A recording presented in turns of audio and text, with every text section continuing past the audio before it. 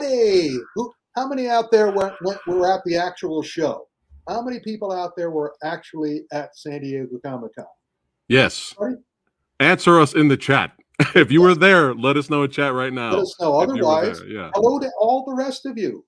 Yes. You missed a fun time, but you also missed a very important thing. You missed how far I, Kung Fu Santa, will go for you.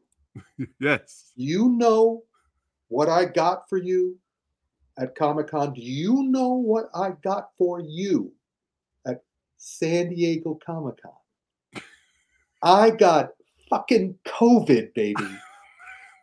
Thanks to you guys going out, taking care of you, my beloved fans, my beloved friends, my beloved fiends. I got COVID. That's why I didn't even go there last year, because I wanted to avoid COVID. This year, no problem, right? Nope. I got COVID for you. For you. That's dedication, Rick. I tell you, man, I'm nothing if not dedicated.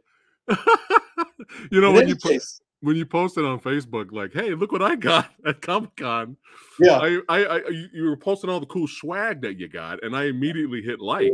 But then I didn't finish looking at the rest of the swag. And then I saw your COVID test. I was like, oh, no. Oh, my goodness. Well, we have a...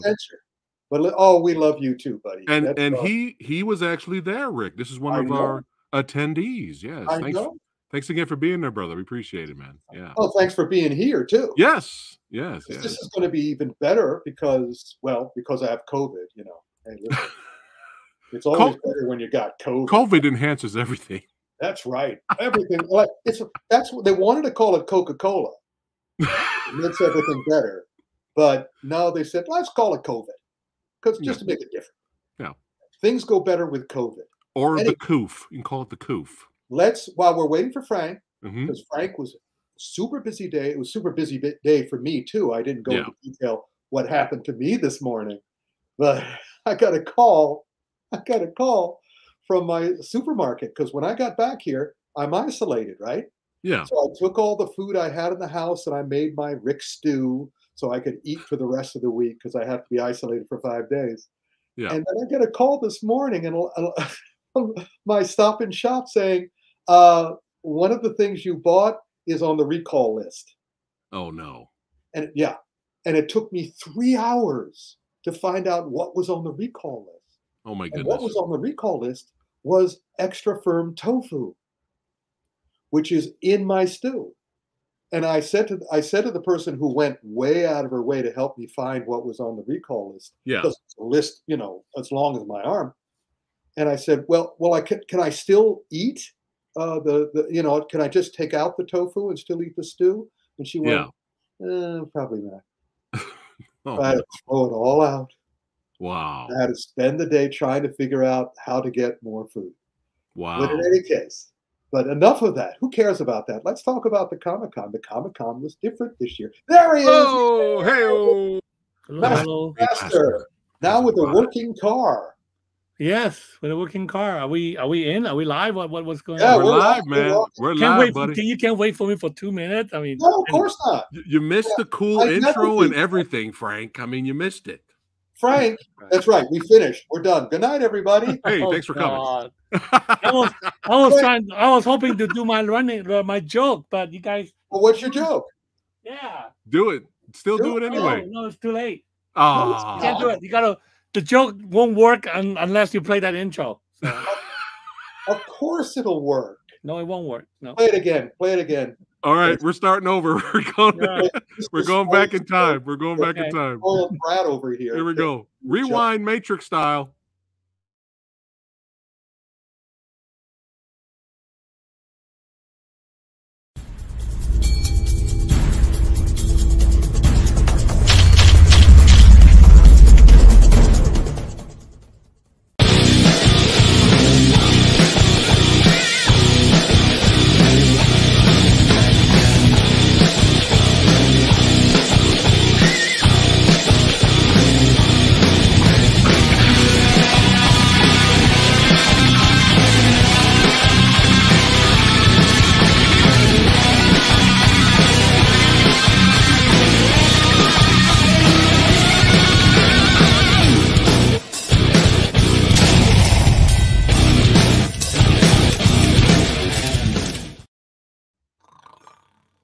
Oh, that's a funny joke. What a funny. Oh, Frank is the funniest. Man, That was so worth it, Frank. that was just like everybody, all the fans vote. Everybody vote. Thumbs up, thumbs down, and thumbs in the middle for Frank's joke. Best joke ever. There you go. There you go. Oh, yeah, well, my goodness. There you go. Anyway. Good to see everyone. Yes, it's great to see everyone. Hold on, right before we get started. Tyler, what's going on? Thank you, everybody, for showing up at the chat. Lady Danish again. What is going down? That's right. Heather in the house. Comic-Con. Heather in the house. Oh, yeah. There you go. Oh, there you go. There you go, Frank. Well done, Frank. Lady gives it the 2 thumbs up. That will last in the annals of the Comic-Con. Oh, yeah. That joke. Remember that time when Frank pretended he was asleep? That was amazing, wasn't it? Blew our minds. No, there's a little bit of inside joke there too, but it's okay. Frank, inside joke? What's the inside? Welcome, my friend. I'm glad you're here, my friend. Thank you. Yeah. That. Yeah. 26th annual. Toyota almost screwed me over. Yeah. Yeah. Let's go. Let's talk about it. Go ahead, Rick. No, I'm still trying to understand how that was an inside joke. The Snoring Symphony. Anyway. What's that? The Snoring Symphony. Oh, wow. Oh, my. Oh, God. People, me and Elisa roomed with Frank and Viv. And of course, we've roomed with them before. And every year has been a symphony of snoring. Wow. But this year, they outdid themselves. The snoring was literally in harmony. What's it called in opera, Frank, when you have the male character sing and then the female character sings? Is that called something? Yeah, duet. This was Frank and Viv did a snoring duet for the first night. And then it was a snoring symphony, then it was a snoring sonata, and then COVID came to town. Hey, we tested negative, man. Yeah. Everybody else, thankfully, tested negative, but I wasn't the only guy at the Comic-Con who got it. Our friend Dee Schiller, over at the Odd Fake, she got it. Another friend of hers, 2 of her staff members got it. Ooh, did you talk to any of the guys you worked with over at Udon? Nobody got it. Well, that's great. Yeah. Well, but all that was important is that I got it. But meanwhile, everybody, Frank, tell the watchers your perception of Comic-Con this year. How was it different? How was it the same? I love it. I thought it was great. I thought for whatever reason, the fact that we didn't have a lot of Hollywood this year somehow made the con felt like the con that we used to go back in the late 90s and early 2000s. Yeah. Which is a little bit more intimate, more personal, and more comic focused too. It's almost like, more comic focused, but also more talent focused. It's almost like, well, since the stars aren't here, let's focus on the people behind the scenes, Right. And I thought it was great. The people who make comics. Exactly. But the other thing that I noticed, I mean, the floor was still super crowded. Oh, yeah. It was the energy and the attitude of the attendees. There wasn't this kind of magic, where are the stars, where are the stars? It was kind of like, it's like suddenly, because there's not stars distracting you, you're able to see the beauty of everything else. Mm-hmm. Yeah. And everybody else is going, oh, this is really great, this place. Yeah. This is nice. Yes, and although I think the fact that because there are no panels with the studios and stuff, somehow make the exhibit hall a little bit more crowded than last year. But then preview night last year was more crowded than this year. I think people came to the con later this year for whatever reasons. Maybe they want to stay in a hotel or whatever. So it was more crowded, like Friday, Saturday? No. Yes, it was crowded. Friday, wow. Absolutely.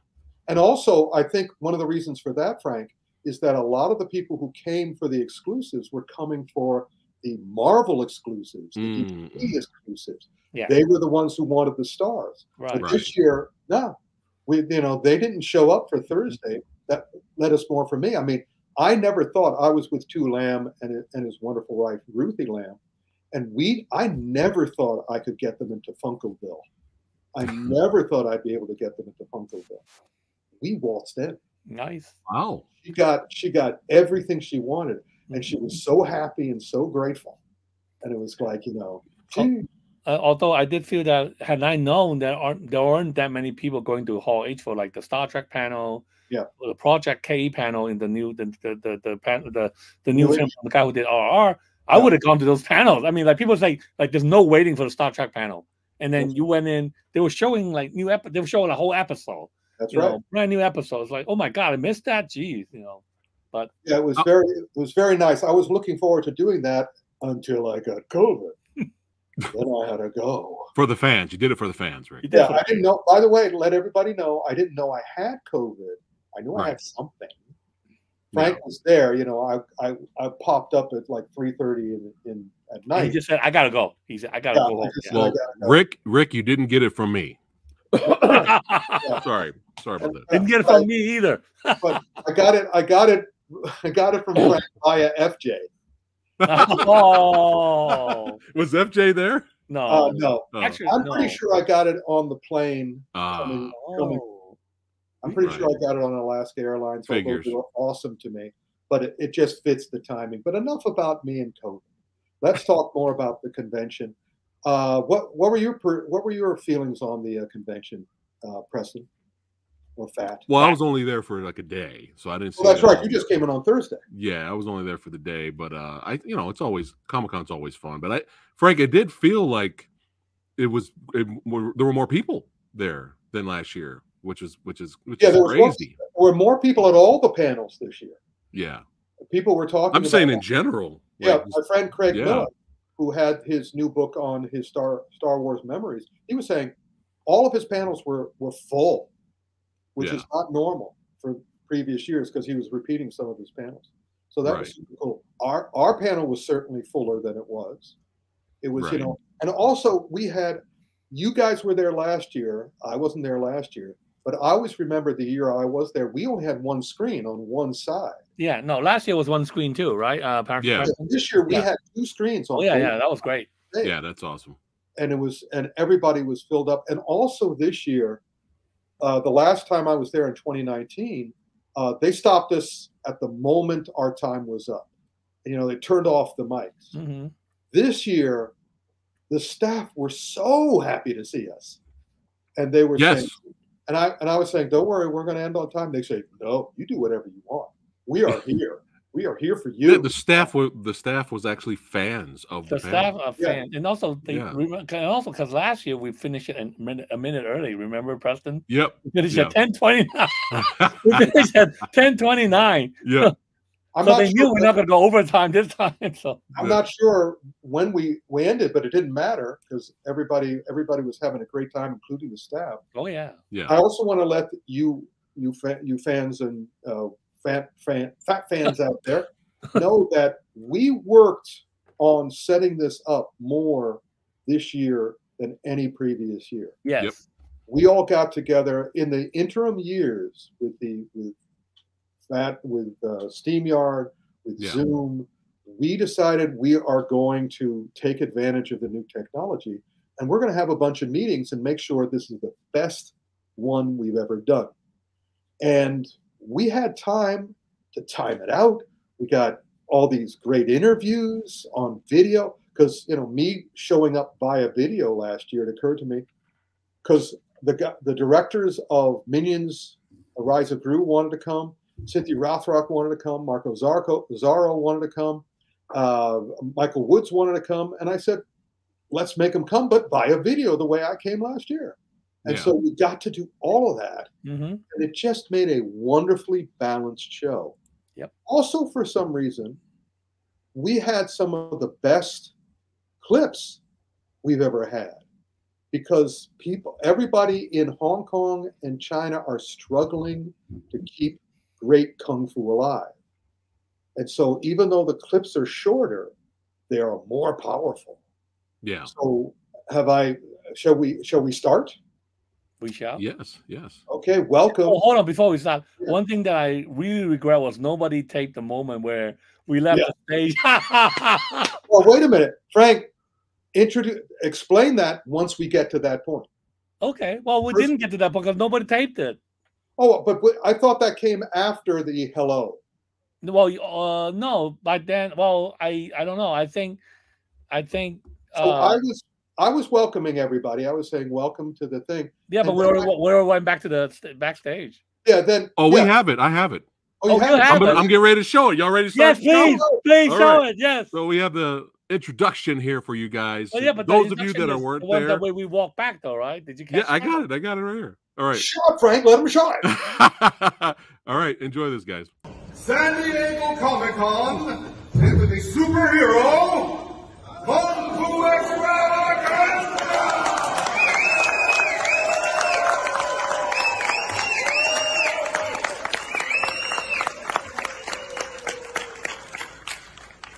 I missed you guys.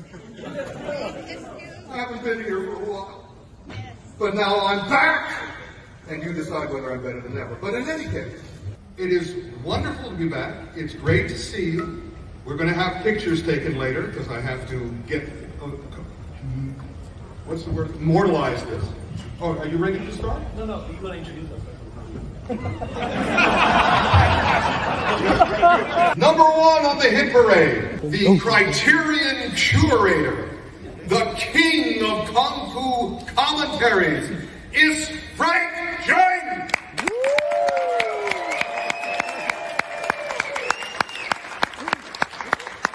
It's the man who knows how to run the videos.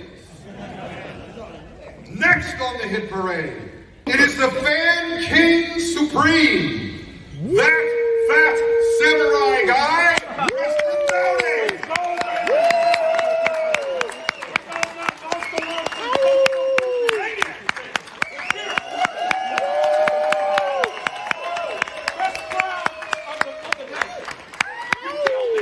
All the panels have been defeated. We're on a schedule. Sweet. Now, keep it moving. the plan was to do a video game reunion. The star of God of War meets the star of Call of Duty Modern Warfare 2. Except God of War couldn't come. Eric Jacobus sends his apologies. He's having family issues. He really is sorry. He's hoping to come next year, but not in his stead. A giant in his own right. We have the co-star of Knife or Death on the Discovery Channel and the star of Call of Duty Modern Warfare 2.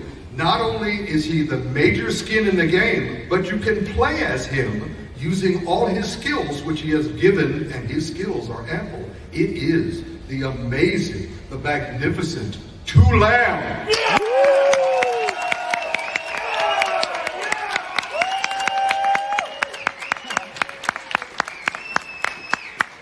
I said I was dedicated. I have to find someone whose name rhymes with Tu Lam. So I found the star, the producer, and the action choreographer for the major film, which you'll see parts of later tonight. It is Peter Phan.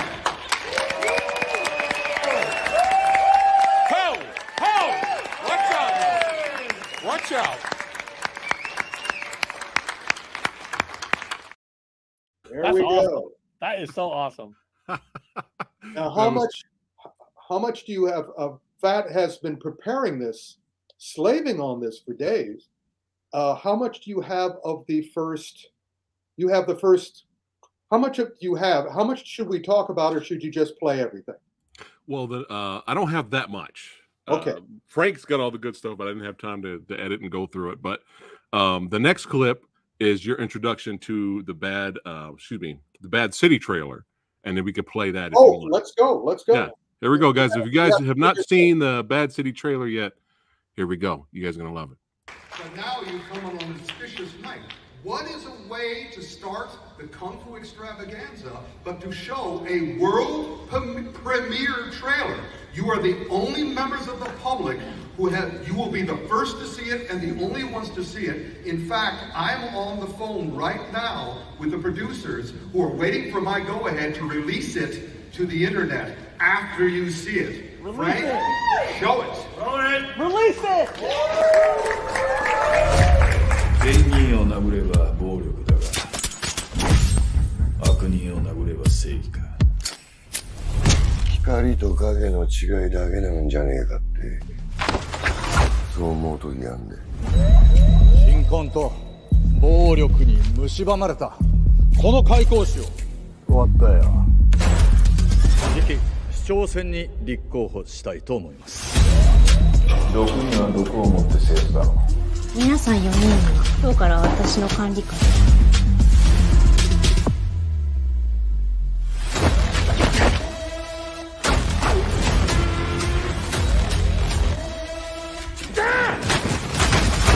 奴が出所しましたよ。今うちの奴らに当たらせてます。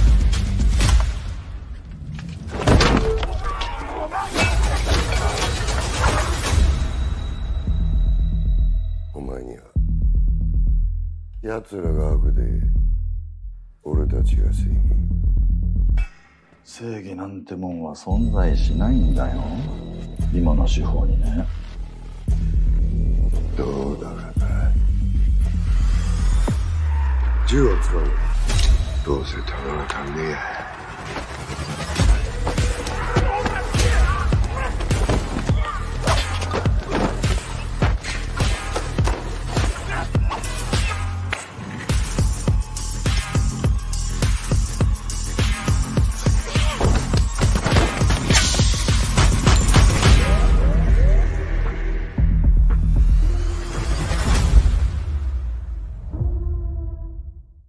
Yeah.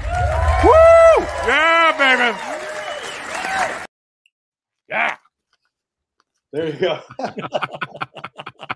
Frank is sprinkling his blood on everything here. Gosh. Yeah. Tak Sakaguchi versus my boy Kensuke. Kensuke, excuse me. I'm sold already. Yeah. Well, so we're anxious. We'll see that eventually, but we got to see it there.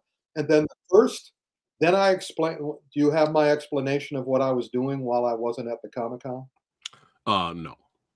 Okay, I explained that I was busy writing and also teaching Kung Fu, and that I had 3 new students, and we were lucky enough to get somebody to take a film of me with my co-teacher as well as my 3 students. Do you have any clips of my 3 students? I do not. Like I said, that's kind of all I have. That's all you have. Well, I have a little bit of reactions later with some video clips, but that's all I got. Which clip do you have reactions to? Some of the fights I spliced in some reactions from. Oh yeah, but not from my students. No, my cartoon students. Oh, them. Okay. Those are my students. Gotcha. Here's a little taste, guys.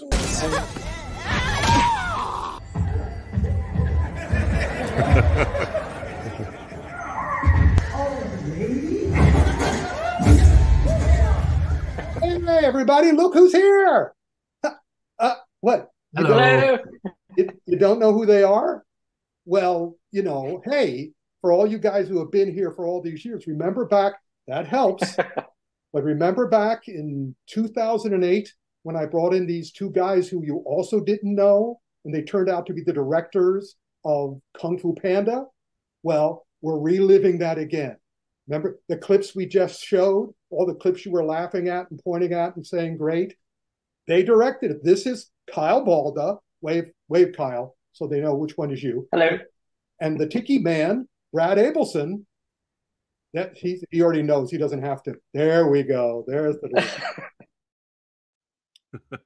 So those were the directors of Minions: Rise of Gru. We had, and that was the first. And we did all the interviews were about like 10 minutes long. Yeah, and they were all very interesting, and I enjoyed them immensely. How did you guys feel about the interviews? It was good. It was great. And it's good. I mean, some of the interviews like 5 times longer than the clip, but otherwise. Well, there's a reason, because we didn't want to pad anything, right? And also, all the interviews, there was no padding. There was no. It was all thriller, no filler. So that worked out pretty well. Next on the hit parade, we got Peter Pham. Anything of Peter Pham's? There we go. Got a clip for old Peter here.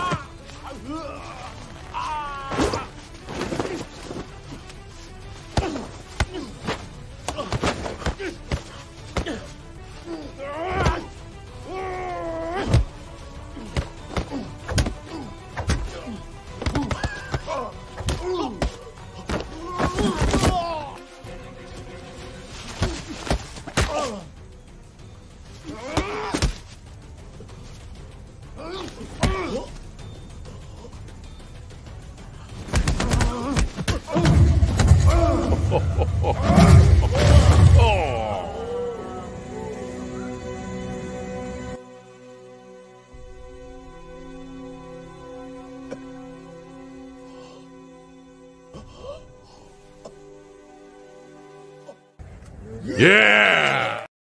Yeah. Yeah. He was fighting, Peter was fighting Simon Cook. Yeah. Who also fought Donnie Yen's Ip Man, I think at Ip Man 3. Yeah, 3, yeah. Yeah, so the awesome guy. And it was fascinating. We had a discussion about Vietnamese martial arts. Yeah. Because we all know about Thai martial arts. We know Japanese martial arts, Korean martial arts. Not many people know about Vietnamese martial arts. And that both Tu Lam and Peter Pham are from Vietnam. And they filmed Foggy Mountain in Vietnam, where the actual Foggy Mountain is. So really interesting for me, because I've always liked more information about martial arts, and we got it in that situation. Yeah. And then we jumped from Vietnam to Chile. That's right. Marco Zaror. What do you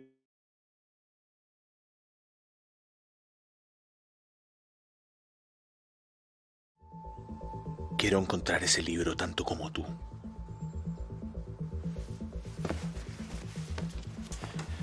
Pásame el bolso.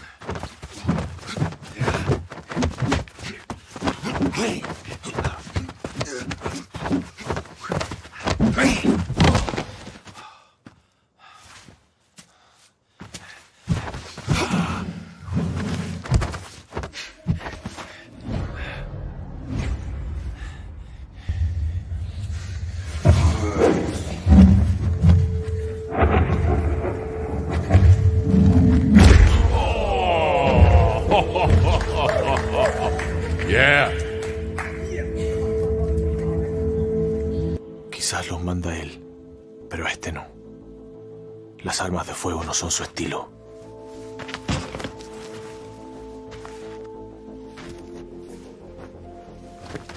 Perdónalo, me dijo el maestro Wook. Pero también me dijo que era el demonio. ¿Es posible perdonar al demonio? Quizás. Pero primero tengo que encontrarlo y mirarlo a la cara.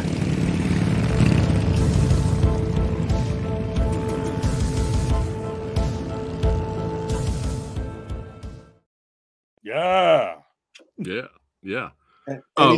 Yes. No, just I wanted to give another shout out to Peter Pham bringing his Wing Chun style mixed with other styles for the film Foggy Mountain. I forgot to do that earlier, but I want to give him a shout out because he sent me a video. Because he actually lives in Texas, Rick. Yeah. So he sent me a video where he's sitting down with his family watching PhatSamuraiGuy videos, mostly our interview. And I was like, oh, that's awesome, man. Thanks again. But what was so funny about that, I had to apologize. I was like, hey, I apologize for the little ones that are there because I curse like a sailor. So I was like, sorry about that, but he was laughing. But yeah, shout out to Peter. But yeah, Marco, man, go ahead, talk about it, Rick. Well, do I have to talk about it, or do you have a clip? I have a clip. Here we go, guys. You guys are gonna love towards the end of it, that little call out. Here we go. Hey, look who's here. Look, it's Marco Zaror, the guy who was in the clip you just saw. It's the fist. It's the fist of the unicorn. No, it's not. It's the fist of the condor. It's the fist of everything. This is the amazing Marco, John Wick 4, all sorts of other stuff. Hey, Marco, wave to all the crowd that you've met 4 years ago.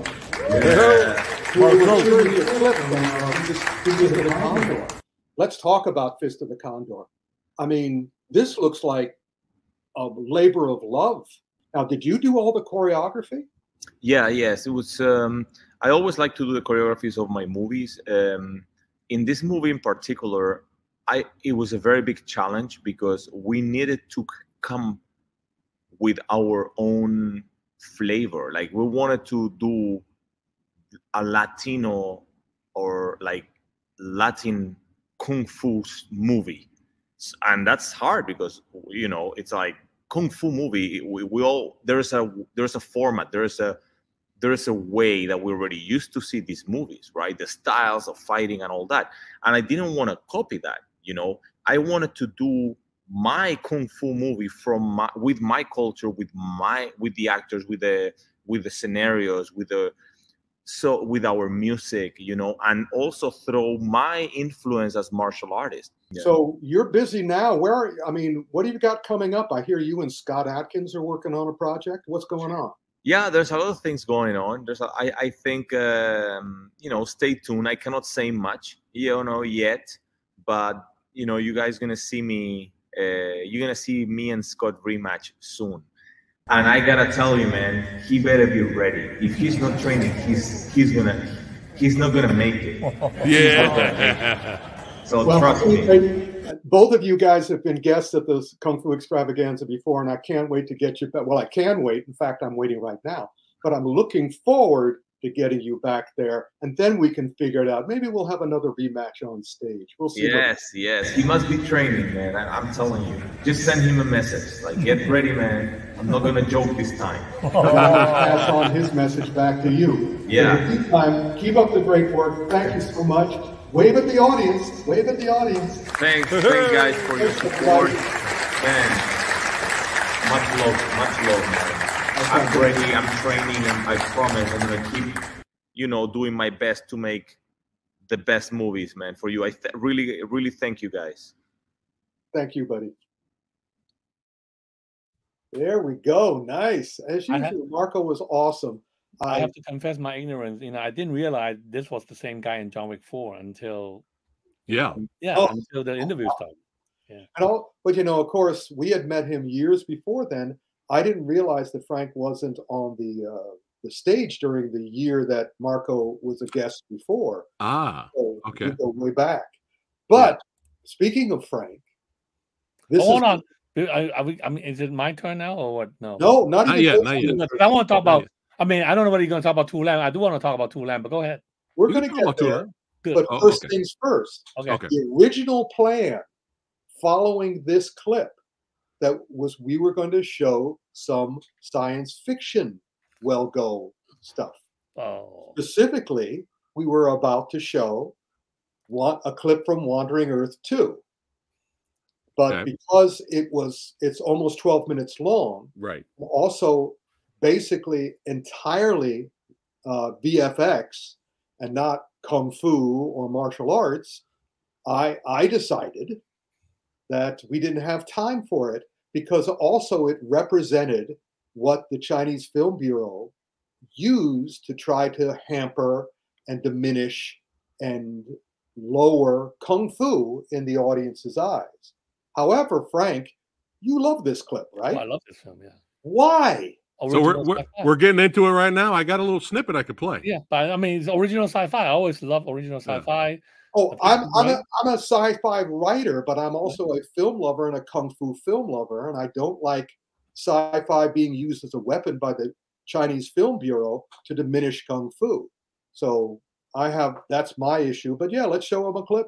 All right, a little taste.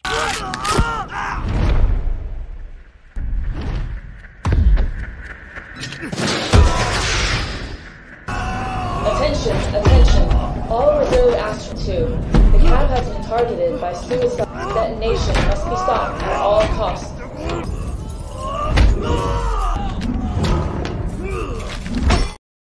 There you go. Wait, yeah. where did all the drone shots go? Yes, right. That's another thing. Frank has a secret, has a dirty little fetish secret. I tried to put it in, Frank. I couldn't though. Yeah. That's the best I could do. But yeah, we have to move the camera around his place where you see all these drones are in these beautiful love nests. Oh man, love nest drones. Like where are the drone shots? All right, back to the debate, Rick and Frank. No, the debate is finished. I've okay. spoken my point of view. Frank well, Frank. Yeah, okay. Did you, Frank? Did you? I don't think you said anything. He said it because he loves original. I just love original. Oh, that's it. Yeah. Oh, I mean, I just thought it was a very nice film. I mean, it's a good film. In fact, effects are good, and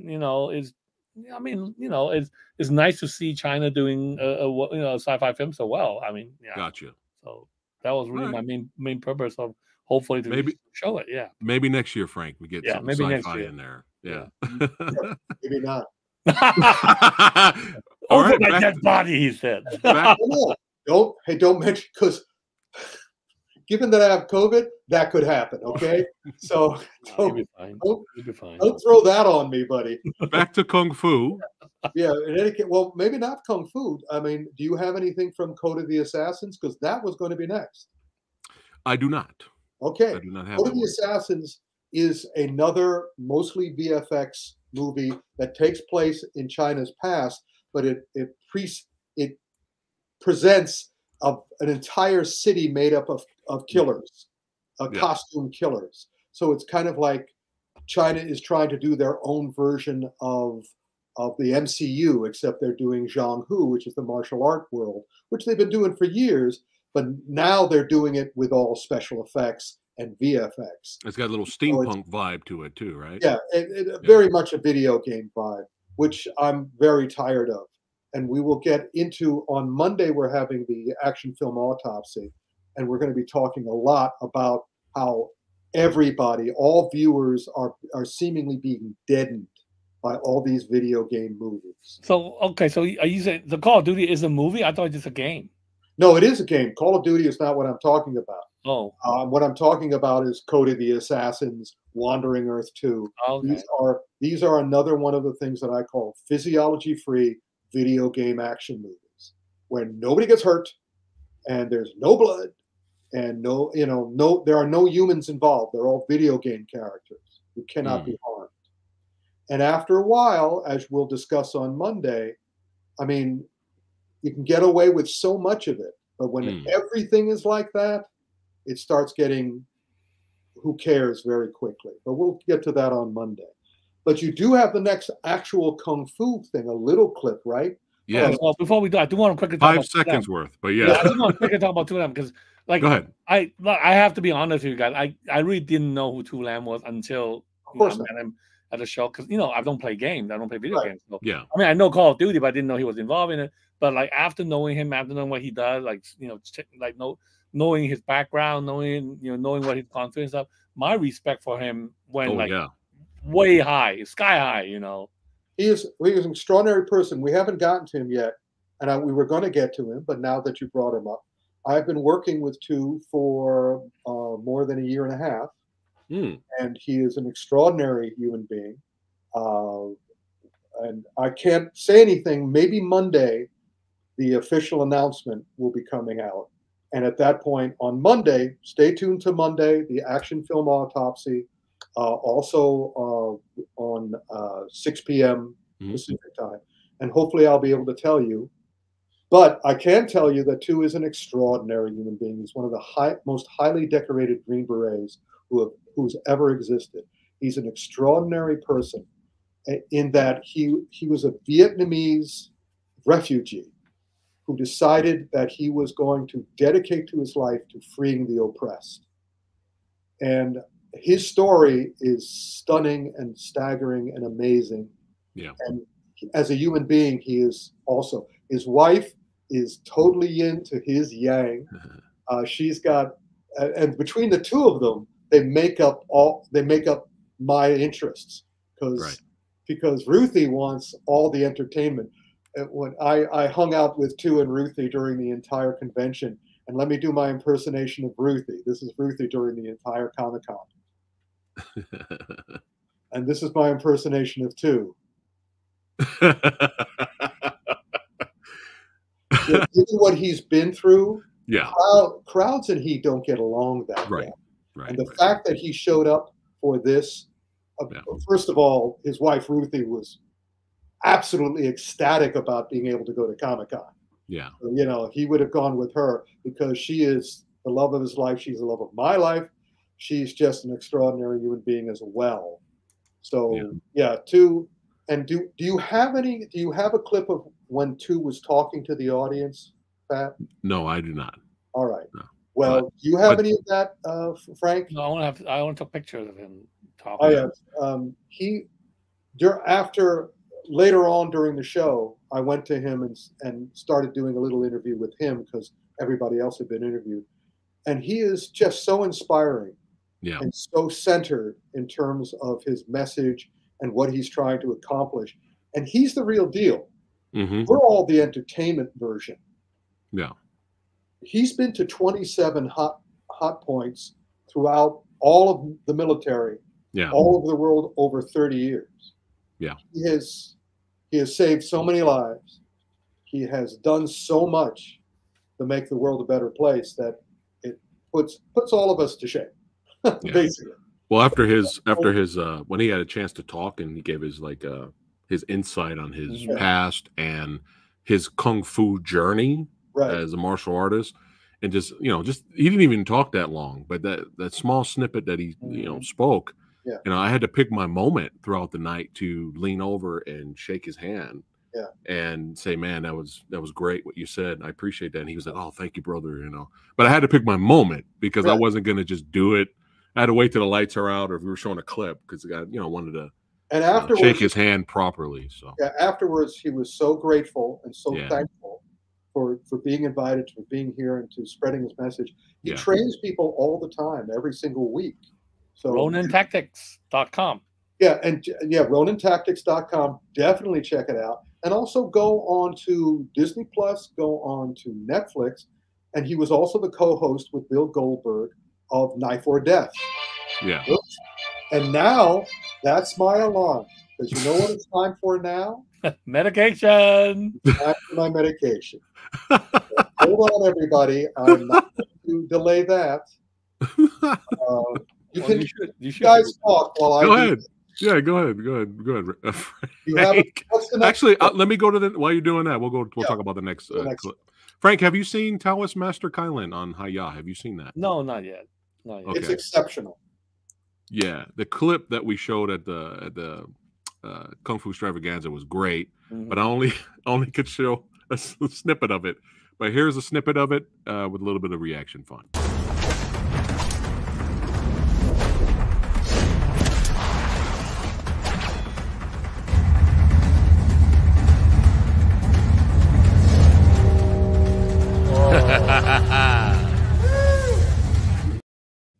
Love it. That's Louis Fan, who fought Donnie Yen as Ip Man at the beginning of Ip Man 1, one of the great fights. And this was his semi-homage to that fight scene, which is also one of my favorite fight scenes of all time. It's also Ricky O. Ricky O. Story of Ricky. There you go, Frank. There you go. That's right. Yeah. Anyway, hey, yin and yang, Rick. We're yeah, yin and yang here. Literally. Taoist Master Kylan is also a favorite of mine because it's not about fighting. It's not about proving how badass you are. Yeah. It's about finding the meaning of Tao. Yeah. And as such, I thought it was exceptional. Louis Fan obviously had his heart, and he did 2 more, and I'm hoping that Welco gets their hands on those. In the meantime, after that was a short but extremely sweet clip. And you're gonna watch it on Hi-Ya right now. Hi-Ya. That's right, along with the rest of the stuff that we were talking about. Now I'm trying to find. Here we go. We're going back to my list. Following that, oh yes, we had. Speaking of, we have Donnie Yen, and you have a clip from Donnie Yen's new movie, Sakura. Here we go.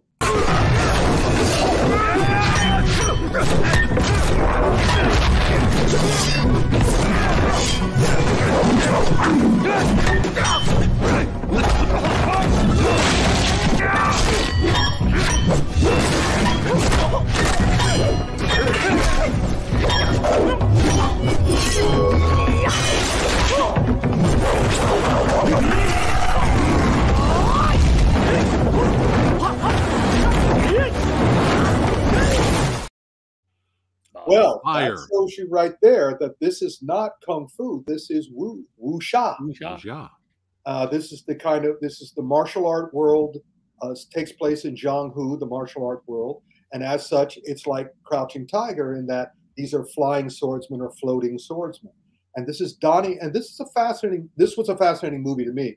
It's extremely beautifully made. It's very expensive because Donnie, like many other people, including Wu Jing, who you saw a little bit in Wandering Earth 2, they're trying to make their way in modern Chinese cinema because the Chinese Film Bureau, again, are denigrating and suppressing pure kung fu films. They want wuxia, they want wushu. They don't necessarily want kung fu. The reason I feel is that kung fu, unavoidably elevated, qi-driven kung fu, opens the mind, elevates the user. And China does not need 3 billion people with their minds open. They need 3 billion people who follow orders. And that's what wuxia and wushu is all about.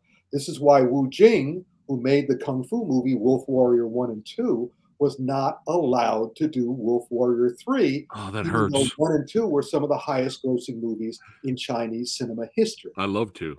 Yeah, and also the great Zhu Huafeng, who made The Final Master, which I consider the last truly great Chinese kung fu movie ever made. His next 2 movies, which he finished, were never released. Man. So that's why, I quibble with Frank when he goes, well, Wandering Earth 2 was great. Yeah, but they're using it as a club, and that's a shame. However, do we have any bits from Young Hero? Yes. We were going to show that next, but again, we ran out of time. And this features one of the great, just as Code of the Assassins also featured Norman Chu, who was one of the great kung fu stars during the golden age of kung fu. This features Beardy, one of the great kung fu stars. You guys get to see a little taste here. But yeah, we didn't get a chance to show it at Comic-Con. So here you go. Exclusive right here, a little taste. Exclusive.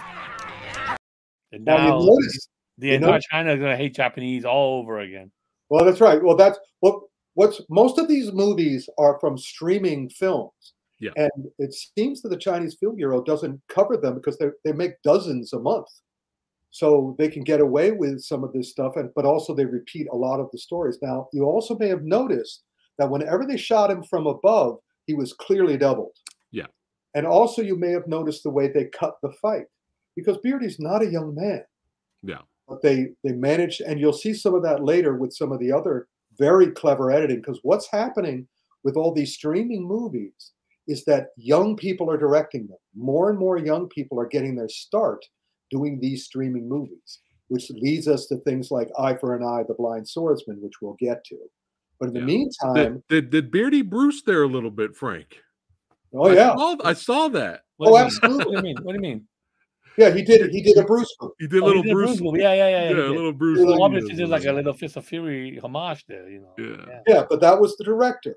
He was the directors. The young directors are putting in these little in jokes. Yeah, I mean, complete with the stereotypical Japanese mustache thing. That's right. Yeah. So now, do you have Grandmaster or do you have Fearless Kung Fu King? I got both. Which one do you want first? Well, Grandmaster was another one we were going to show a clip from, but we ran out of time for that one. And I love it for what I think you're about to see. So let's show Grandmaster. Exclusive. Little taste.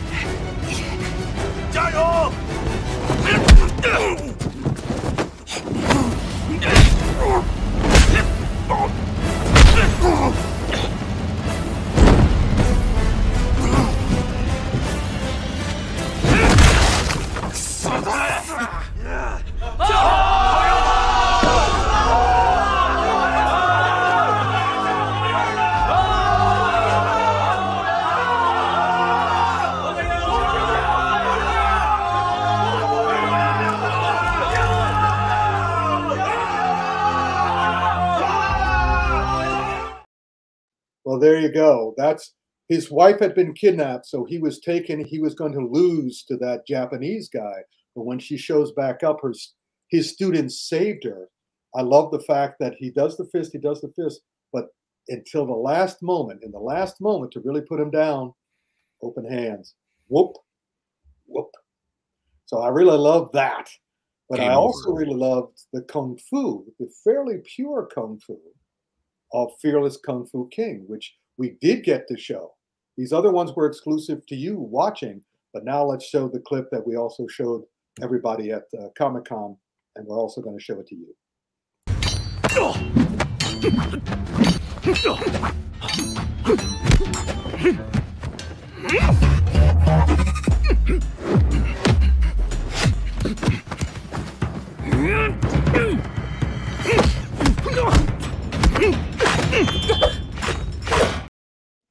There you go. Little taste. Yeah, that's a fun movie. Again, highly recommend that you watch all of these on Hi-Ya because they're well worth seeing, especially the next one. Yeah, it's the big one right here. Extraordinary. There have been a lot of homages to Zatoichi the Blind Swordsman, the Japanese film series. And also on Hi-Ya, they have The Swordsman, which is a Korean film that was also about a vision impaired swordsman who's Korean dealing with a Japanese and Russian in that film. But here, finally, for the first time, we had a pure Chinese homage to the Japanese Zatoichi series, and that was called Eye for an Eye, The Blind Swordsman, or The Blind Swordsman, Eye for an Eye. This is all done by young people. It's the star is how do you pronounce it, Frank? Choi Mu? Zimu. Zimu, thank you. Zimu. And he played Jet Li's son in New Legend of Shaolin. And also, what was the other one? My Father's a Hero. My Father is a Hero. And here he's all grown up. And his kung fu is extraordinary. And the choreography of all of this is extraordinary because I've seen a lot of movies with a blind swordsman, and they all paid homage to Zatoichi in that Zatoichi has a radar-like sense of hearing. So all the fighting is supernatural. In this sequence, in this movie, it's all supranatural. It's not supernatural hearing. It's him taking advantage of his other senses and his most especially his sense of touch to once he's able to touch his opponent, he knows where everything on that opponent's body is and goes for it. And he's not going to use just his hands. He's not going to just use his sword. He's going to use his entire body to put these people down. What do you got to show them, Phat? Here we go. Hit it. Eye for an eye.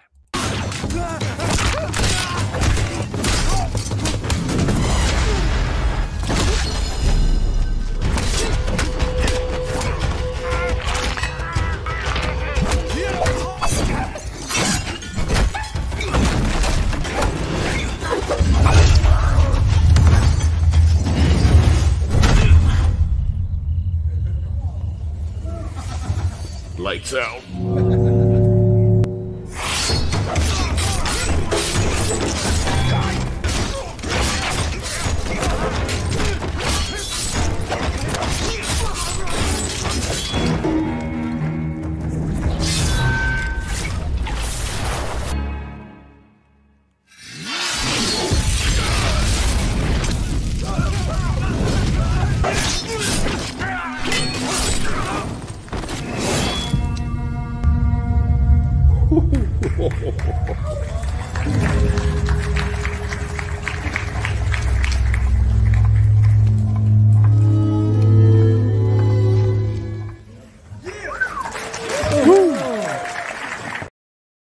Another great thing about that scene is the scene with all the people. They save that for the very end. Up until then, he fights one or two people at a time.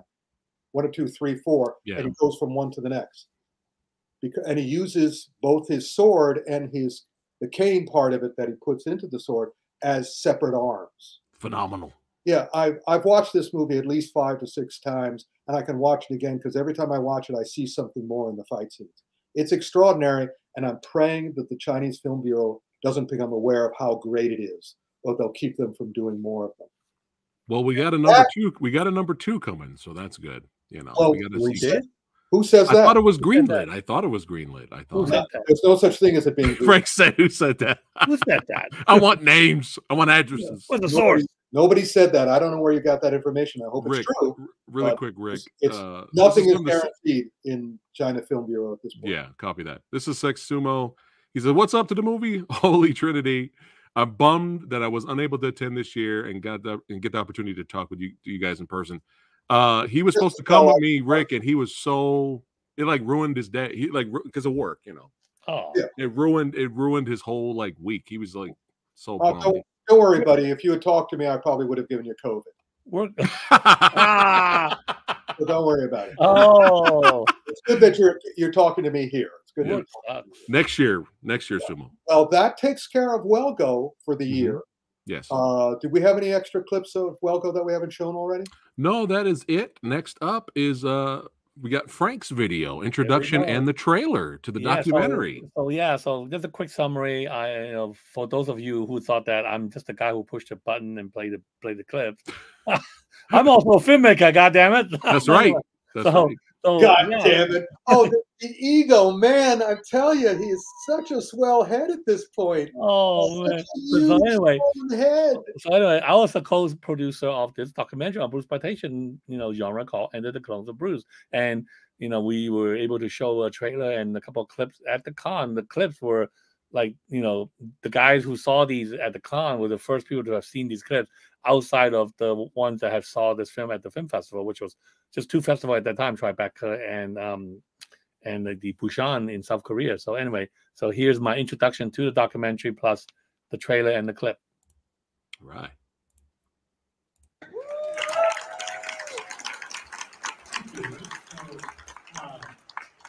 Back in, I guess 7 or 8 years ago, Rick and I did an audio commentary for certain films, collection of classic old school kung fu trailers. and we talk about exploitation film.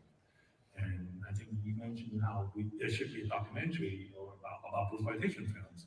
And Michael Worth, who was also one of our co-producers for this documentary, was a huge exploitation nut. Said, yeah, let's do it. And so he convinced Shepard Films to basically start doing this documentary about exploitation genre, and listed me and my wife Vivian, who's also co-producing here, she's right here, to do this documentary that I'm going to put up the poster here. That turns out to be it took much longer than we all anticipated. So I just put up a poster. It's called Enter the Clones of Bruce. And we started this back in the late 2016. We finished it in March of this year. And it was because it just took so long to do it because we were waiting for one of the clones to do the interview. That was the main reason for it. And also COVID and other factors. But now it's finally finished. We premiered it at Tribeca Film Festival last month. And then we also premiered, we had an Asia premiere at the Busan Fantastic Film Festival in South Korea earlier this month. And so it will go around the film festival circles, and then. Well, it's a shame none of us could go to those premieres. So why don't we show everybody what they missed? Okay, sure. So we actually a little bit ahead of schedule here. So I'm going to show you the trailer to the documentary. So here we go. Your name? My last name is Lee, Bruce Lee. And we just hit a certain moment in history where people were looking for that kind of hero. The truth and fact is we were just at the cusp of that fame when he passed away. We're really getting into this guy, and all of a sudden he's gone. Next question is, can we find another Bruce Lee? We want Bruce Lee's movie. Impossible. He died. Yeah, but we still want Bruce Lee's movie, man. They would go to people in the martial arts schools, the gymnasiums, and so forth. Hey, anybody look like Bruce Lee? Anybody who's good? I didn't know at the time he was a real person because I'd see other people playing Bruce Lee. And they gave you a name called Bruce Lee. He's playing Bruce Lee. I look down and say, well, if I really stretch my imagination a little bit, yeah.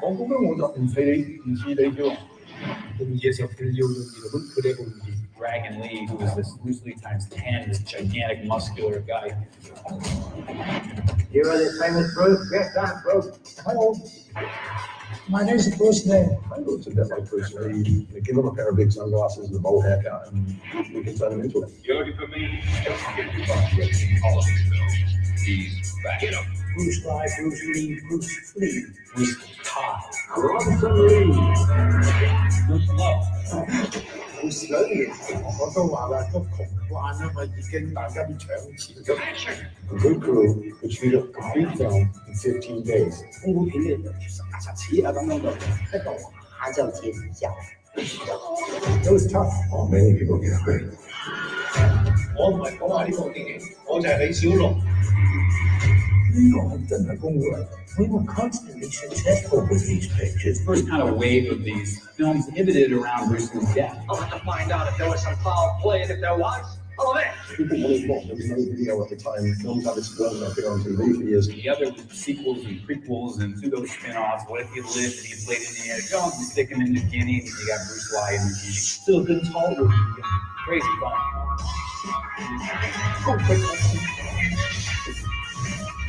So you're Bruce Lee? Yes. 我希望可以做翻電影。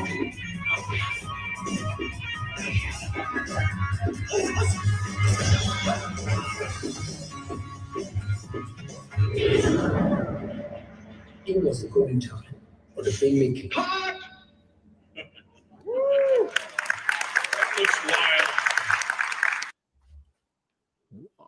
What? Oh yeah. Oh, We're back. And there's one thing to really look forward to. 3D. When I get to see this is a cameo by Frank himself. That's right. He appears in the film. Yep. You filmmaker, you Frank. Heather, you can definitely wait. You're waiting right now. Again, it's something to look forward to. Heather, I already set it up for you. Look. No, we love you, Heather. But yeah, Sumo's loving the soundtrack. Everyone's loving it. Yeah. Yeah. Well, we're very proud of the film. So, but I think, Phat, you have a clip from the documentary you want to show, right? Yeah. Okay. I'm gonna play this one. Represent. You guys will love this. So we try to cover all the topics, not just the clones. I mean, the main thing is to get all those 4 major clones, and we finally got all 4 of them, and after all these years. So, but we also try to cover other subjects. So the first clip is about blaxploitation. Black Bruce PlayStation. Black Bruce PlayStation. Enter Jim Dragon Kelly. Jim Kelly, c'était vraiment, les films de Jim Kelly étaient vraiment le cul entre blaxploitation et Bruceploitation. No, you stay here till I get back. Do those dishes or something.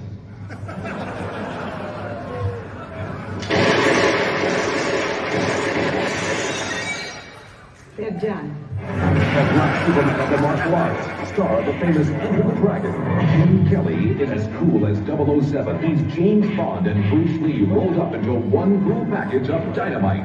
Le mec déjà était sorti tout droit d'Enter the Dragon, un physique écorché comme Bruce Lee, il a repris un peu les attitudes, ils l'ont affublé dans certains films. Je ne sais rien de jogging rouge avec une rayure là sur le côté, qui n'est pas sans rappeler la combinaison jaune à rayures. I like to think of you as my white knight. Not the white light, baby. Je crois même qu'ils m'ont fait faire du nunchaku dans un film. Donc finalement, ils ont fait des fusions de genre et de genre, mais en termes de production, c'est intelligent. Okay, class dismissed. So that's about blaxploitation, bruceploitation. Yeah, I love it. I love it. Good job. Thank you. Yeah, man. Congratulations, Frank. Thank you. We're very happy and very proud of this film. And, so it's still, like I said, it's going around the film festival circle.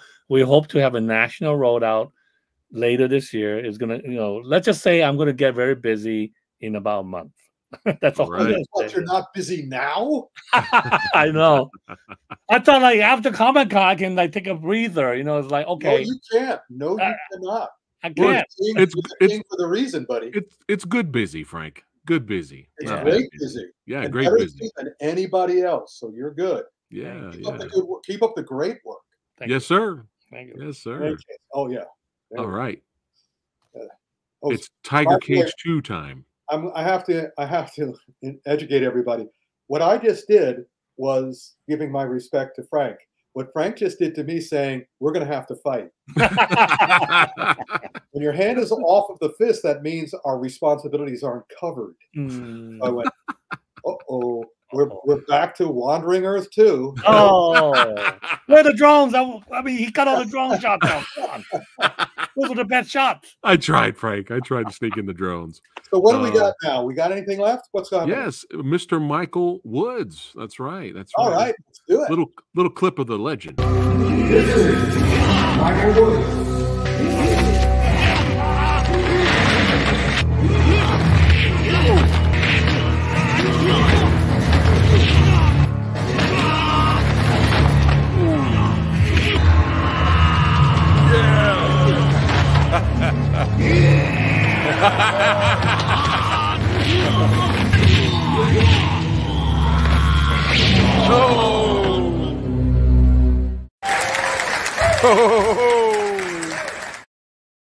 Yeah, Michael, what happened was that we were showing clips from remasters that Frank had worked on over the last year, and from British releases. Labels, right? Boutique labels. But also I managed to be able to, in the case of Cynthia Rothrock and Michael Woods, and I keep on, every time you say Michael Woods, I keep on expecting Michael Worth to show up.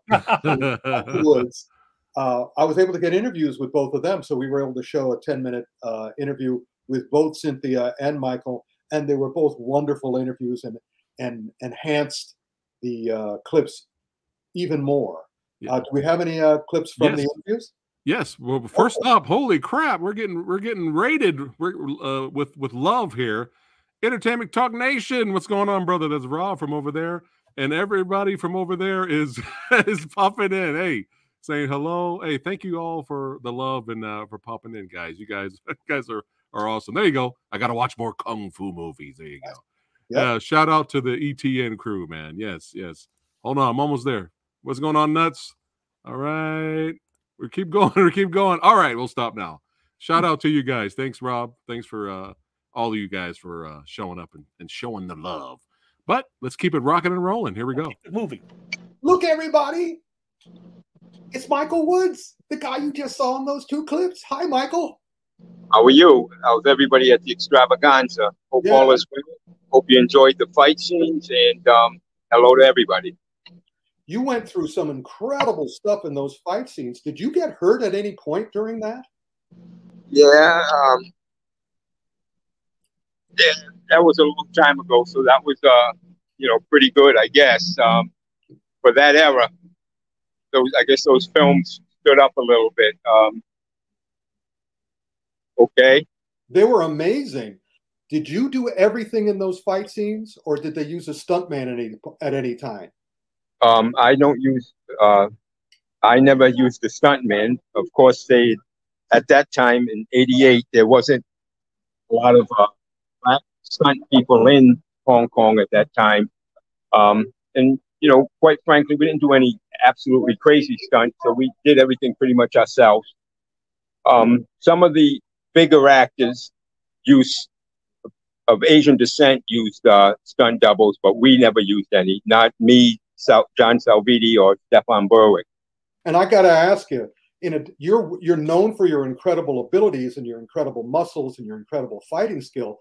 But did any of the directors ever tell you, come on, bigger face, because your reactions were incredible? Those looks that you would give to the camera, like that kind of stuff. Did they ever ask you to do that more? You know what?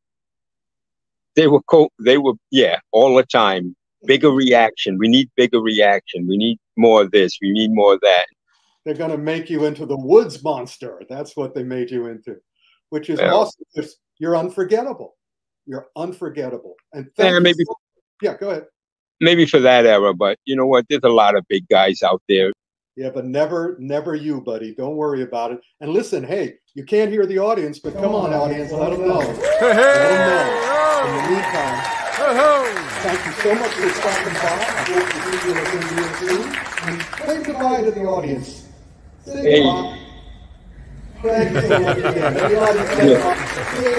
Thank you, Rick. Thank the audience for keeping these movies going, for supporting me and Donnie and everybody else. And until the next time, God bless.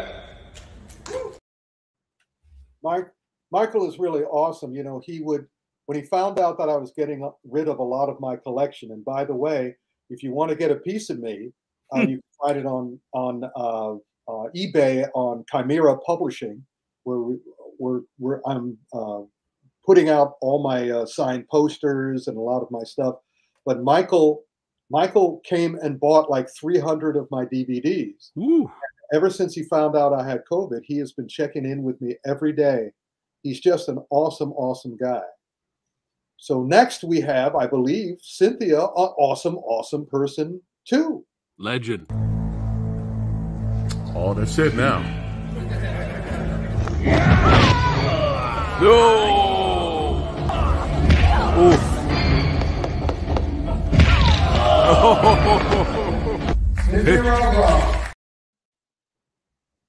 Gotta love Cynthia. Got some of her interview? Yeah. She's been a guest at the Extravaganza, I think, 2 to 3 times. And here she was able to come back again because she's so busy with her stuff. But go ahead. If we have anything from her interview, let's see it. Hey, everybody, look who's here. It's Cynthia Rothrock. That's the woman you just saw in the clip we just showed. And also, that's the woman who put her high heel into that man's leg. You should have heard the reaction of this audience when you put your cue into that guy's leg. Now, do you have any memories of that fight scene? You went through a lot on that fight scene. Oh, yeah. I mean, I think of all the movies I've done, that's like one of my top for fight scenes. I mean, they were just so creative, so difficult, so challenging. I will never forget it. But yeah, I remember when we did the fight scenes, Corey Yoon wanted to do something different. So he wanted, and also Mong Hoi, the two of them were both working on this film. They wanted me to fight in a dress.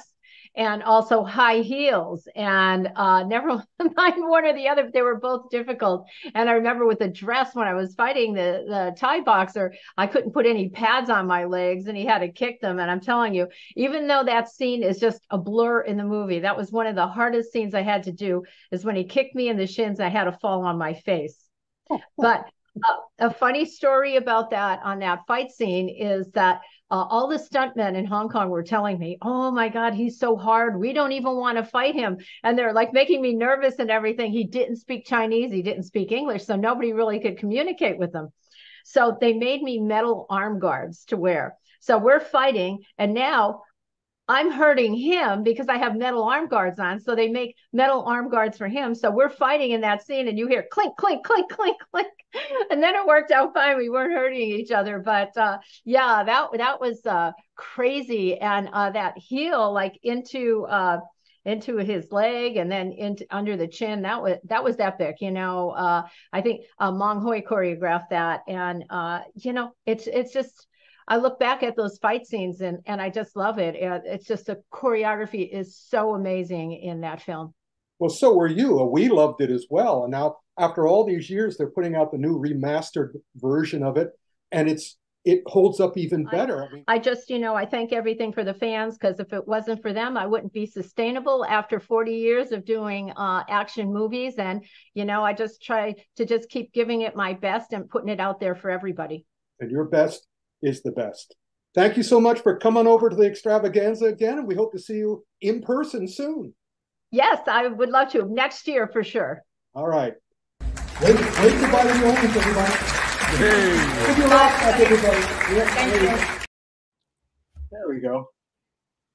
Yes, indeed. It was a great show. Did we, I mean, that's how we ended it. That was the last clip of the last clip. And then we have some time left for a little Q&A, which was nice. Yeah. Oh, that's right. Yeah, we and everybody asked questions of each of the panelists, and yeah, got some. That was fun. It was really, and then we went out in the hallway. Yes, for another autograph and take pictures. And there's such a overwhelming response, support from so many fans of the panel that have been going for years. You know, shout out to all these guys here. It was awesome meeting every single one of them, and you know, it was really cool meeting all these wonderful people. And you know, they were such fans of the panel. They've been watching you guys before I even got there, Rick and Frank. That's right. The next day, we arranged a kung fu lesson. Oh, you ended up doing that? Okay. Yeah, met me in the lobby of the hotel, and that would have been fun. I would have went. Yeah. And infected 100 people. I'm just kidding. Who knows? But I mean, yeah. Who knows? Oh, you look great, Rick. I mean, you know, you look like you have. That's my kung fu. Your chi has helped you recover. Yeah. But yeah, it was such a blast. Again, and a huge honor to be a part of it. But it was just a blast seeing everyone there. It was a packed house, and everyone was just having a great time. That's what it's all about, you know. And I think Frank, we had a big crowd last year, but I think it was bigger this year. I think it was bigger this year. I think because I remember seeing clips from this year's show.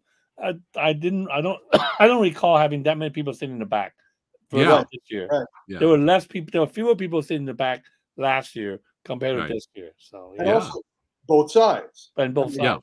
Usually, when it's one screen, everybody's gathered over here, but here it was spread out. But you know, I still remember the days back in the '90s when we had the hall, like, you know, when we were doing this at a hall that's double the size, and you know, I mean, that was just great. You know, I mean, I wish we had that many people coming back to see our show. Like, you know, we went to the Worst Cartoon before our panel started. We went over to the Worst Cartoon Ever panel, and I look at the crowd like, oh gosh, I wish our panel has that many people. Well, if we had a bigger room, I'm sure more would show up. Well, no, that's not the case. The situation that I've perceived is that when we started, Frank, we were in the midst of the golden age. That's true. And what happened was, again, China, since 1997, China has been taking over, and the action has changed. So we have our core group, and this year I think it was larger than it's been in the past. But we were up to 3,000-4,000 people at the height of it. Oh yeah. Now we average around 2,000, which is still nothing to spit at. Yeah. And we will and hopefully the quality of the word will go out after this year. Now that we're bringing in the video interviews and showing really good clips and showing a lot of different clips. We'll see what happens next year. Yeah. Maybe we'll bring Samo home. That would be amazing. Yeah. I mean, assuming that Walled-In will be ready by then. Yeah. Now that you're a big time film producer, maybe you can afford him. Because Welgo loves him, and Welgo would love to bring him, but Samo understandably insists on first class everything. Doesn't come cheap. He doesn't come cheap. Yeah. And so, and as you not just him, also Joyce, Mina Gadensi. You got to bring his wife too. So yeah, of course. And we've met them at the New York Asian Film Festival, and we're friends. I mean, I've known Samo. I'm the first major American reporter who interviewed Samo when Bobby Samuels brought him to America. Yeah. So it's like, and every time we see each other, you know, our faces light up. But even so, he's not going to do it for me. He's going to do it for. I could see Marco and Scott also joining us next year too, because they're going to have so many projects out from now till, you know. Well, Marco has done the panel before. Cynthia has done the panel before. Scott has done the panel before. Yeah. So they all like us, and they would all love to join us. So again, hopefully the best is yet to come. But for now, it was wonderful that we got it this way. I was very happy. Again, it's one of the best we've ever done. Yeah, the best. Definitely. Yeah. It felt so good. It was one of the best shows we've ever done. Yes. Yeah. Any questions, anybody? Now it's the Q&A. Is it possible to get Eco? I had several people message me that they would love Eco Uwais or Joe Taslim, because Joe Taslim from Warrior and Mortal Kombat. And that will be up to Welgo. Okay. Welgo has tried to get a bunch of guests this year, but everybody is struggling to survive. Yeah, we understand. All the Asians are doing what they can. Yeah. And you watch them adjust. Right. What they're all doing, both Wu Jing and Samo and Donnie, is they're bridging. They're doing one in China, one in America, one in China, one in America. And Wu Jing is doing the Meg too. Yeah, that's right, Meg too. And that looks fun. That looks fun, Yeah. So, you know. Yeah. Hopefully it's fun, for sure. But I love Wu Jing, and I'll see anything he's in. Yep. Yeah, he's great. And he was in even Wandering Earth too. I've seen Wandering Earth 2 times. It's just that I don't love the movie because they give him short shrift. You're breaking Frank's heart. Fight scene, you watch them cut him out of the fight scene. So I'm sorry. Well, it will definitely be on my top 10 this year, along with the White Storm 3, which I thought was fantastic. I'm looking forward to seeing that as well. Yeah. Maybe you could send me a little 1-minute video, Frank, about your thoughts on White Storm, and we could play it Monday during the Action Film Autopsy. Sure. Yeah, that would be great because it's a new film. Yeah. There you go. Okay. I'll do it. Yeah. A recommendation from the Master Remaster. We're also going to be doing the new Jackie Chan and John Cena movie. Oh, not the Teenage Mutant. like FJ would text me and say, "You know, a new Jackie Chan movie came out, right?" I said, "Yeah, the Teenage Mutant Ninja Turtles." That's right. He's in that as well. So we'll also be mentioning that. Who are you wearing today? Somebody asked a question. Who are you wearing today? Who am I wearing? Who are Sumo? Is this a Silence of the Lamb question? What is this question? I'm wearing my exclusive, one of a kind, from me only. T-shirt. Yeah. I just went dark thoughts immediately with reading that comment. Oh my goodness! I was thinking of something. I got horror movies on the brain. October's coming up. What are you wearing, Frank? Well, originally I was hoping to wear a Comic-Con T-shirt, but because Toyota was holding on my car for so long, by the time I got home, I didn't have time to change, so I just wore the badge. So this was my That's- Comic Con Show the badge. badge. Show the badge. This is my Comic Con badge. This Badge is of Comic-Con honor. badge with my Comic Con lanyard. You know. Yeah. So There you go. That's So right. yeah, over the next couple of times we can, because we bought a lot of stuff at the shop, the Comic-Con shop. I can tell you, I'm not wearing anything underneath the shirt. Oh no, below the shirt, there's nothing here below the shirt. Just The panel just got spicy. There you Just some go. clones. It has some clones underneath his shirt. Look at people signing in to watch this panel now. Oh my goodness! But yeah, it was a blast. Getting out as quick as they Loved the crowd. The crowd enjoyed themselves, but yeah, when we were done, some of the Comic-Con staff members were like, "That See you was next year." awesome! You guys are great." That's right. See you next year. That's what it's all about. Take your time. Yeah. Well, All this right, was guys. fun. This was a fun recap.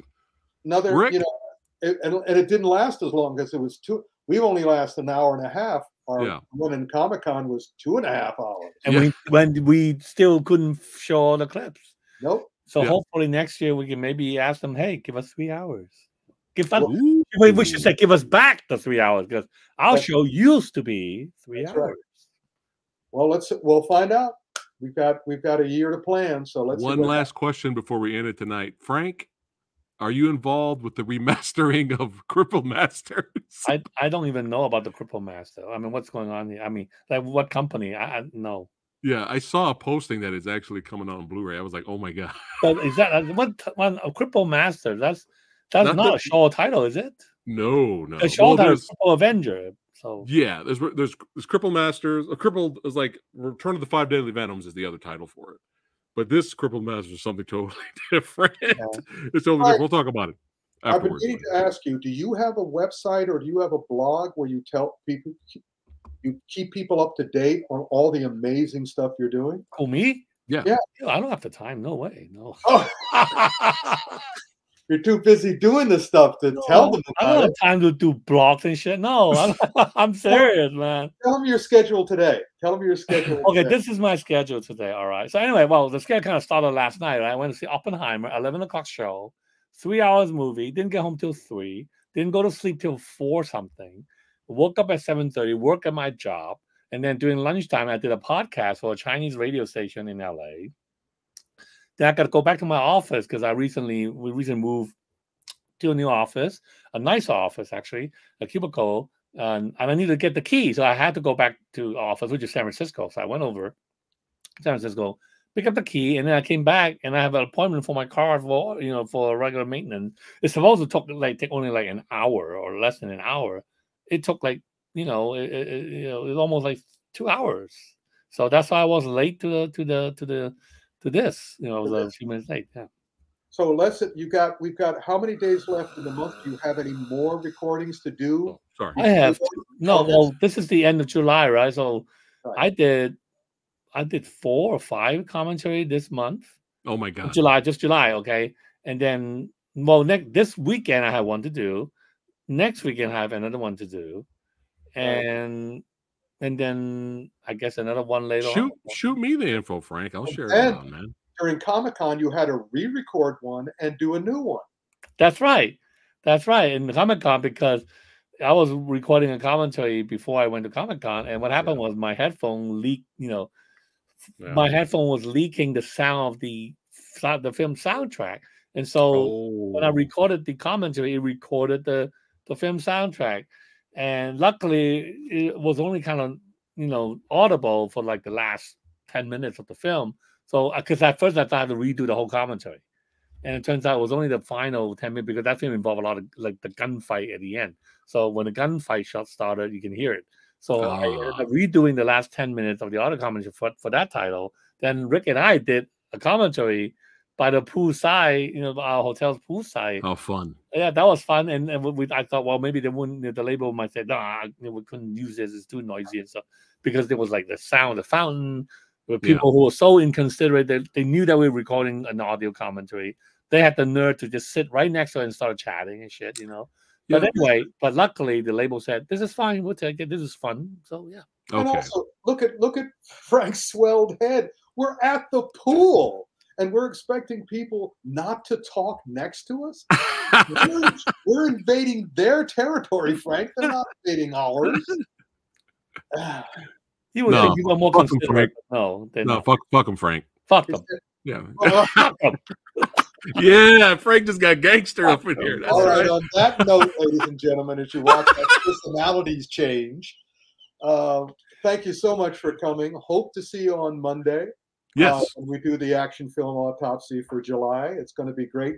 We're also going to have a return of my previous. If you've ever seen my, if you ever listened to my podcast, Action Film Autopsy, we're bringing back our co-stars, the great Jen and Miko from animation. So they'll be here on Monday as well as some other people. Looking forward to meeting them. Yes. There you go. I can wait, and I'm going to have to. In any case, In fact, yes, you're waiting right now. There you go. There you go. All right, everybody. Hey, thanks again for watching, guys. Hey, if you're new here, I appreciate you tuning in. Don't forget to like, share, and subscribe. Check out the merch store. That's right. Become a channel member for exclusive perks and movie reviews, baby. And That's please right. try to make it to next year's Comic-Con and see us live. Yes, yes. I can't wait to meet you guys. Just Yes. like opera. Nothing beats a live performance. Yeah, the energy, man. It's all about the energy. Yep. Rick had to calm me down a little bit because I was like, but I was just so funny, Rick, when you were like, we're on a schedule. Got to keep it moving. Yeah, keep it moving. Thanks again, guys. Thanks for Thank you. watching. Stay tuned for more awesome content right here And on the peace channel, baby. in the Middle East. That's right. Take care, guys. Bye.